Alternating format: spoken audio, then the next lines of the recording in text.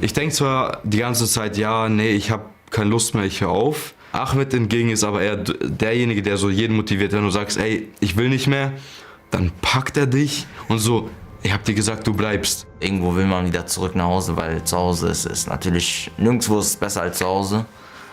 Und dann auf jeden Fall noch, ja, meine Mutter wiedersehen, meine Familie. Das ist natürlich das Beste, was man haben kann. Ich bin halt fast 10 Stunden von zu Hause weit weg. Es ist ein bisschen komisch, dass man weiß jetzt, es gibt nie wieder sowas wie, das ist ja jetzt mein neues Zuhause.